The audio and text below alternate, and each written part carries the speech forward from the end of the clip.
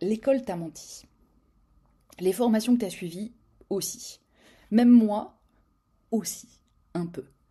Parce que toutes ces choses-là, l'école, les formations, moi-même, on t'a appris à suivre des étapes. On t'a appris à faire les choses dans le bon ordre. On t'a appris à croire qu'un système clair, qu'un système bien structuré, ça suffisait pour réussir. Et pourtant, malgré tout ça, malgré tout ce que tu as mis en place, malgré tous tes efforts, peut-être qu'aujourd'hui ça coince. Tu fais tout comme il faut, mais les résultats sont pas au rendez-vous. Soit pas du tout, soit pas vraiment. Il n'y a pas de vente, tu vis pas de ton activité, t'as pas de retour, tu fais peut-être même pas beaucoup de vues, et t'as du coup pas de vraie clarté sur ce que tu es en train de construire. Alors du coup, tu fais un truc très naturel, tu doutes. Tu te demandes si tu as loupé une étape. Tu vas te former encore et encore, tu charges encore et encore plus ton assiette de choses à faire qui est déjà pleine à craquer. Et à force de faire tout ça et que ça fonctionne pas quand même, tu finis par te demander si le problème, au final, au fond, ce serait pas toi. Si tu as l'essence de l'entrepreneur, si ton projet, ça vaut vraiment le coup, tu doutes de tout en fait, de ton idée de toi. Mais on va remettre une chose au clair. Le problème, souvent, c'est pas toi. Et si tu t'es confronté aux illusions productives dont je vais te parler aujourd'hui, le problème, c'est pas toi, c'est le système. C'est cette logique un petit peu absurde qui te pousse à croire que cocher des cases, ça suffit. C'est cette structure éducative, c'est cette structure entrepreneuriale qui valorise le visible, le mesurable, le quantifiable, etc., au détriment du vrai travail, qui est le vrai problème.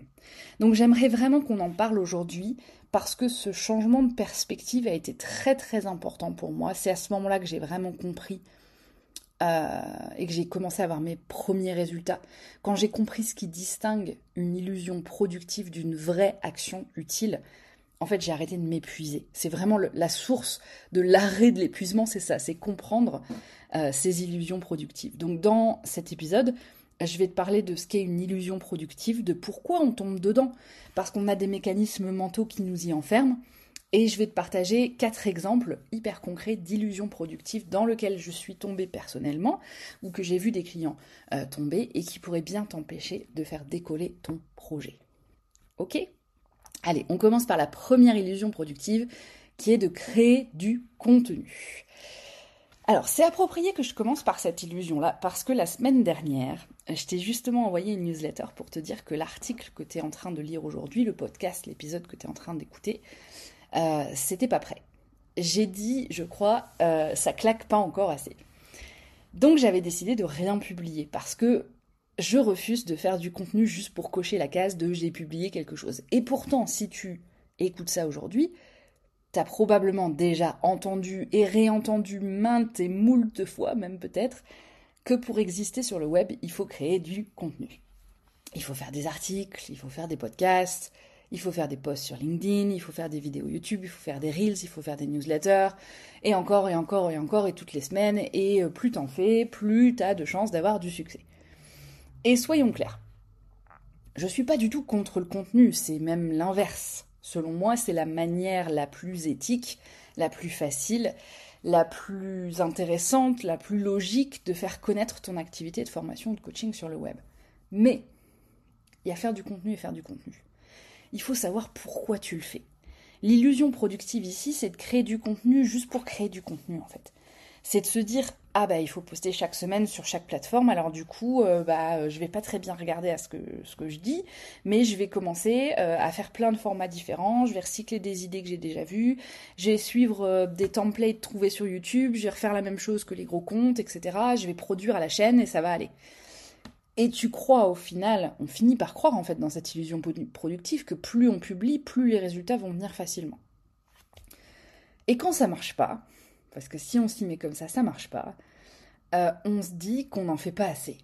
Donc on crée encore plus. Et puis c'est le début de l'épuisement. Et en fait, au final, on se rend compte qu'on fait du contenu, mais on ne sait pas vraiment ce qu'on veut dire. On redit des choses qu'on a entendues 100 fois autre part, et on fait des posts qui pourraient être signés par n'importe qui. d'autant plus aujourd'hui, par quelqu'un d'autre ou par une intelligence artificielle, peu importe. Et le résultat, c'est toujours le même quand on fait quelque chose comme ça. Il y a zéro impact. Si on réfléchit pas à ce qu'on veut dire, si on redit les choses qui ont déjà été entendues par nos prospects 100 fois ailleurs, si on fait des posts lambda, bateaux, etc., il y a zéro impact. Parce qu'on a oublié un truc fondamental. Le contenu, créer du contenu, c'est pas une question de production. C'est une question de prise de position. C'est du positionnement. Quand on parle de marketing, on parle de positionnement. C'est là où le concept devient important. On n'est pas là pour répéter ce que tout le monde raconte, on n'est pas là pour faire du bruit, on est là pour prendre une position. Et si aujourd'hui tu fais partie des gens qui, malgré une activité constante, n'ont que très peu de résultats sur le web, c'est probable que tu es en train de produire sans t'arrêter pour penser, que tu as oublié cette histoire de positionnement. Je le vois assez régulièrement en coaching, j'ai des entrepreneurs fatigués, qui sont hyper actifs sur le papier, qui créent du contenu toutes les semaines, mais qui n'ont jamais pris le temps de se demander qu'est-ce que je veux vraiment dire, où est-ce que je me positionne, quel message est-ce que je porte, quelle idée est-ce que je défends, et surtout à qui je parle. Et c'est là que tu fais vraiment la différence. C'est pas dans le design de ton carrousel, c'est pas dans la régularité, entre guillemets, même si c'est aussi important, mais c'est dans ce que tu formules, c'est dans ce que tu choisis d'exprimer. Sinon, si tu reste dans cette illusion qu'il faut créer du contenu parce qu'il faut créer du contenu sans vraiment y brancher ton cerveau et dire on va aller faire des trucs importants, tu fais que rajouter du bruit dans un système qui, on va être clair, ça manque pas le bruit sur internet. Donc si tu fais que rajouter du bruit, t'es pas intéressant. Donc ça c'est la première illusion productive. Illusion productive hyper importante. Si vraiment t'es dans ce cas-là, il faut que tu te poses pour réfléchir à ça. La deuxième illusion productive, c'est dans le même style, et c'est travailler son image de marque. Alors, j'ai un combat personnel contre l'obsession de l'esthétisme. Je t'en ai déjà parlé plusieurs fois. Je suis contre ce réflexe qui est devenu quasi pavlovien en fait, de créer un logo, choisir ses couleurs, tester des typographies, comme si c'était la première étape de création d'un business. Ça peut sembler ironique venant de moi aussi, je le vois bien, voire carrément hypocrite, parce que je fais une partie de mon chiffre d'affaires en créant des sites web sur Podia pour d'autres personnes. Mais, justement, c'est parce que je suis en plein dedans que je vois à quel point cette illusion, elle est répandue. Et surtout à quel point c'est hyper dangereux de penser comme ça. Enfin, c'est assuré de rien faire derrière.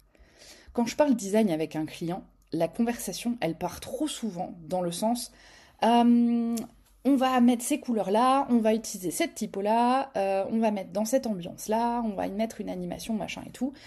Et beaucoup moins régulièrement, pas assez, sur des questions du style qu'est-ce que je veux dire ? C'est quoi les informations que mes clients ont besoin à ce moment-là ? À qui est-ce que je m'adresse ? Avec quelle voix ? Quelle idée forte est-ce que je mets en avant ? Et l'illusion productive ici, c'est de croire que ton image de marque, c'est ce qu'on voit. Alors que ta vraie image de marque, c'est ce qu'on comprend de toi après t'avoir lu, entendu ou regardé. Il y a une différence. C'est subtil, mais il y a une différence. Il faut arrêter avec cette obsession des jolis sites web. Les gens viennent pas pour la beauté de ton site. Ils viennent pour ce que tu sais, ce que tu proposes, ce que tu défends, ce que tu changes chez eux. Et je dis pas que le design ça sert à rien, ça peut renforcer l'idée, ça peut poser une ambiance, en effet, ça peut aider à orienter la lecture. Mais si tu définis pas le fond d'abord, tout ce que tu vas faire sur Canva derrière, c'est du déguisement. C'est une robe de princesse, quoi. Et ça fait pas de toi une princesse, on est d'accord. Et je vais peut-être encore tomber dans le politique, mais l'esthétisme avant le fond, mais c'est un problème de société qui m'énerve, quoi. C'est comme les gens qui adoptent une idéologie parce qu'ils aiment le look qui va avec. Ça sert à quoi, ça ? À l'intérieur, c'est vide si tu copies que la surface. Donc dans l'entrepreneuriat, c'est pareil. Si tu passes ton temps à fignoler ta palette de couleurs sans jamais te demander ce que tu veux dire, tu vas finir avec une marque qui a l'air pro, mais qui ne l'est pas. C'est ça l'illusion productive de la marque personnelle, travailler sa marque personnelle. Troisième illusion productive, construire un second cerveau. Alors, c'est sans doute l'illusion productive qui m'a personnellement fait le plus de mal. C'est celle qui a été pensée pour moi. C'est un peu mon coin de l'enfer, si tu veux, mon enfer personnel. Parce que le second cerveau, c'est pile à l'intersection entre deux de mes zones de passion, la technique et l'organisation. Avec l'apprentissage, en plus on met l'apprentissage là-dedans, alors je te raconte pas. Donc si tu me suis depuis un moment, tu as peut-être déjà remarqué que depuis quelques mois, je parle beaucoup moins d'outils. Je parle beaucoup moins de trucs et d'astuces sur Notion et ChatGPT. Pas parce que ça m'intéresse plus, pas parce que je pense que la technique c'est pas intéressant, c'est toujours quelque chose qui est important, mais je sais maintenant à quel point commencer par là, ça détourne du vrai travail. Du coup, c'est quoi un second cerveau? Un second cerveau, si tu sais pas ce que c'est à la base, c'est une super idée. C'est un espace, souvent numérique, dans lequel tu centralises toutes les infos qui comptent pour toi. Tes notes, tes lectures, tes idées, tes systèmes, ta vie si tu veux. C'est un espace de mémoire externe qui va te permettre de connecter et nourrir ta pensée. Et quand tu vends des idées sur Internet, quand tu construis de la formation, quand tu aides les gens à réfléchir, quand tu aides les gens à se transformer, à changer, bah c'est un super concept, ça a beaucoup de sens de faire ça pour toi. Le piège, c'est qu'en cherchant à construire ce système, tu peux t'y perdre complètement. Tu tapes comment est-ce qu'on fait pour créer un second cerveau sur Google, parce que c'est une super idée et que moi aussi j'ai envie d'avoir un second cerveau qui me permet de penser et d'avoir mes propres idées. Et là c'est fini. Tu tombes dans les systèmes de type Para, Zettelkasten, Sleepbox, on te parle d'Obsidian, de Notion, de Tana, et tu passes des heures à regarder des comparatifs, à tester des outils, à créer des bases de données que même la NASA pourrait pas maintenir. Et très vite, l'objectif est perdu, parce que t'es plus en train de penser, t'es plus en train de connecter, t'es plus en train de développer, t'es en train de paramétrer une interface. Et ça, c'est le piège de la pratique visible versus la pratique invisible. Donc la pratique visible, c'est avoir un beau système avec des beaux graphes et des machins, avoir la bonne application de prise de notes, avoir les bonnes couleurs au bon endroit, avoir l'organisation qu'il faut avec les bons tags, etc. Versus la pratique invisible, qui est la pratique qu'on veut faire et qui est la plus importante, ça veut dire réfléchir, comprendre, développer, etc. Construire le système, c'est la pratique visible du truc. Et construire le système, c'est pas réfléchir, c'est pas créer, c'est pas écrire, c'est pas faire le travail, c'est se préparer à penser. Sauf que quand on est perpétuellement dans la phase de préparation à la pensée, on n'entre jamais dans la pensée. Et donc toute l'énergie que tu déverses dans ce système, on aurait pu l'utiliser pour écrire un article, pour formaliser une idée, pour créer un concept, pour trouver une réponse à un vrai problème. Et donc je dis pas que c'est inutile. Encore une fois, toutes les illusions productives, tu vois que on doit les faire parce que... Enfin, ce serait bien de les faire parce que c'est intéressant, parce que ça nous offre plein de bénéfices, créer du contenu, travailler son image de marque, avoir un second cerveau, c'est hyper intéressant. D'ailleurs, j'ai très envie de te faire une formation sur mon système d'apprentissage et qu'est-ce que je cherche à faire ressortir, comment je fais ressortir des idées originales, etc. Parce que c'est hyper intéressant tout ça. Mais si tu te demandes jamais est-ce que je suis vraiment en train de penser là ou est-ce que je suis en train de créer un système pour faire comme machin, tu risques de passer ta vie à construire une bibliothèque dans laquelle toi t'as jamais écrit un seul livre en fait. T'es encore une fois dans une position de consommateur. Et ça c'est plus qu'une perte de temps. Quand on cherche à créer quelque chose, c'est une perte de sens. Alors si ça t'intéresse, sur mon Substack perso, je te le mettrai dans la description. J'ai écrit un texte qui s'appelle « Être amoureux de l'idée d'être passionné ». Et on reste dans le même, dans le même piège, tu vois. C'est très complexe et j'en parle beaucoup parce que ça m'a touché énormément à un moment de ma vie et que je pense que c'est un concept duquel on ne parle pas assez. Illusion productive finale. Se former. Alors cette illusion productive-là, c'est peut-être la plus pernicieuse de toutes. Et c'est surtout la plus systémique. C'est celle dont je te parlais dans l'introduction de cet épisode. Parce que c'est une illusion productive qui est encouragée par le monde de l'entrepreneuriat, par les formateurs, par les créateurs de contenu, par l'école aussi bien sûr, mais quand on parle ici d'infoprenariat spécifiquement, c'est hyper spécifique à notre activité. Et donc, c'est une illusion productive que j'encourage aussi d'une certaine manière. C'est une partie qui me semble la plus vulnérable de mon business. C'est une tension personnelle permanente que j'essaie d'avoir en tête quand je construis mes formations. Je fais ce que je peux pour pas la renforcer, mais je sais que, malgré moi, je participe à ce système aussi. Et justement, du coup, c'est pour ça que j'ai besoin de t'en parler franchement aujourd'hui. C'est l'idée l'idée de base qui permet cette illusion productive, c'est l'idée que pour devenir meilleur, il faut apprendre comment faire les choses bien. Et c'est pas faux. Si tu veux apprendre, si tu veux passer un cap, si tu veux découvrir un nouveau sujet, te former, c'est une très bonne idée. Mais le problème vient que dans cette formation, il y a une forme qui est mise en avant. Pour transmettre de manière organisée, on passe souvent par la case formalisation, c'est ce qui est le plus logique, le plus efficace, et ça veut dire qu'on t'enseigne souvent via des étapes. On va faire des chapitres, des machins, des ceci, etc., des étapes. Étape 1, étape 2, étape 3, etc. Et ces formes-là, ça fonctionne bien d'un point de vue marketing déjà, c'est ce qui se vend. Si je te dis, moi j'ai une formation, il suffit de suivre les étapes pour arriver jusqu'au résultat que tu veux, ça se vend très bien. Tu vas me croire, si tu me crois, tu vas acheter la formation et tu vas suivre les étapes et tu vas y croire très fort. D'un point de vue pédagogique, c'est aussi génial parce que c'est ce qui se comprend le plus vite. Si je te prends, l'alternative, c'est de te prendre en shadowing, en fait, et de te dire, moi je fais ça à ce moment-là parce que c'est des décisions, c'est beaucoup, beaucoup plus chaotique, beaucoup plus long d'apprendre sans cette formalisation. Et d'un point de vue culturel, c'est aussi ce qu'on attend d'une formation. Quand quelqu'un achète une formation, il y a de grandes chances que derrière, ils veulent que ce soit organisé par étapes, par chapitre, etc. Le souci, c'est que cette forme, ça nourrit une pensée magique que si je suis toutes les étapes dans l'ordre, ça va marcher. Si je fais tout comme on m'a dit, j'aurai les résultats promis. Sauf que ça marche pas tout le temps comme ça. Ça marche pas souvent comme ça d'ailleurs. Les gens qui obtiennent les résultats les meilleurs, les résultats exceptionnels, ce sont pas ceux qui suivent les checklists, ce sont pas ceux qui suivent les étapes dans l'ordre. Ce sont ceux qui comprennent les principes, qui les adaptent et qui interrogent leur propre fonctionnement et qui testent. Ce sont ceux qui bricolent intelligemment dans leur contexte. Mais ça, c'est pas évident à enseigner.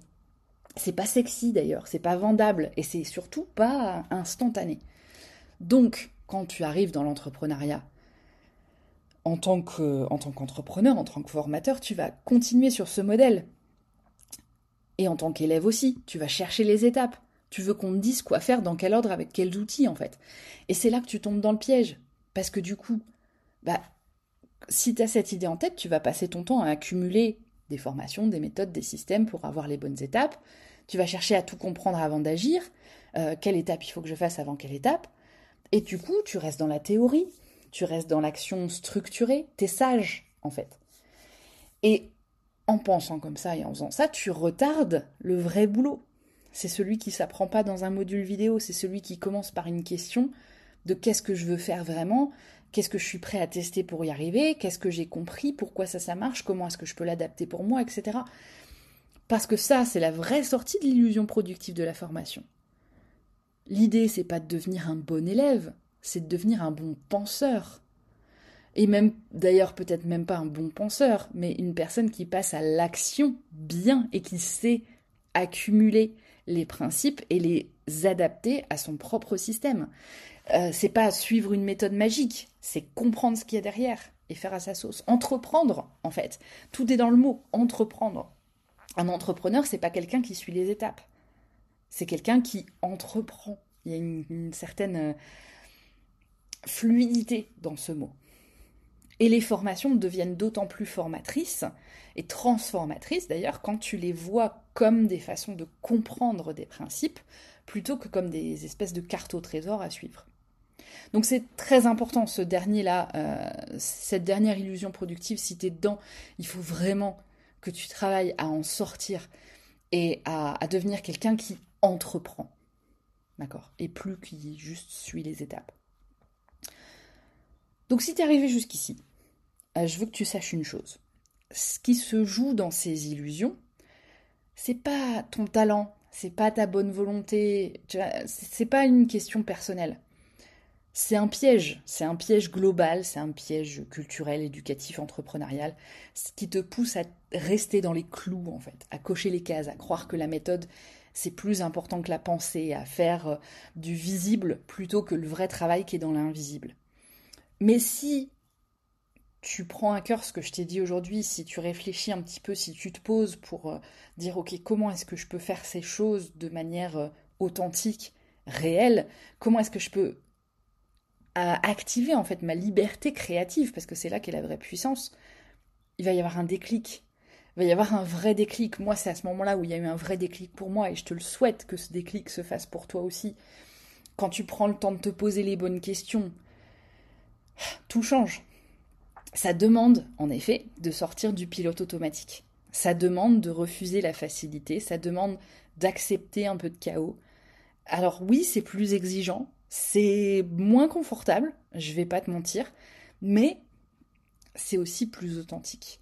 C'est là que ton business prend du sens. Et c'est là surtout que tu trouves ce qui est intéressant dans toute cette démarche. Donc si tu veux aller plus loin, mes consultations sont ouvertes. Si tu veux qu'on creuse ensemble, qu'est-ce que toi tu devrais vraiment dire, quelles sont les idées que tu es prêt à sortir, etc. Mes consultations sont ouvertes, tu peux prendre un rendez-vous directement sur mon site. Tu peux aussi redécouvrir certains de mes articles et d'épisodes de podcast qui développent d'autres illusions qu'on a combattues ici, notamment le tunnel de vente et les fausses bonnes idées. Ces deux-là, ils sont vraiment en lien avec cet épisode. Et puis, si tu veux un tour complet de comment moi je pense le business en ligne et comment tu peux créer un business en ligne sans t'épuiser, télécharge gratuitement mon guide Comment créer un business en ligne qui ne va pas te pourrir la vie. Le formulaire pour télécharger ça est dans la description de ce podcast. Ça me fait vraiment vraiment plaisir de créer ces podcasts avec toi, j'espère que toi aussi, ça te fait plaisir de les écouter. Si tu es sur Spotify, tu peux me laisser un commentaire, ça me fait aussi très plaisir. Donner une petite note au podcast, ça permet de lui donner un petit boost pour qu'il touche plus de personnes. Et puis, surtout, si tu ne l'as pas encore fait, rejoins la newsletter, c'est là-dedans où je partage le cœur de mes idées. Et moi, je te dis à la prochaine.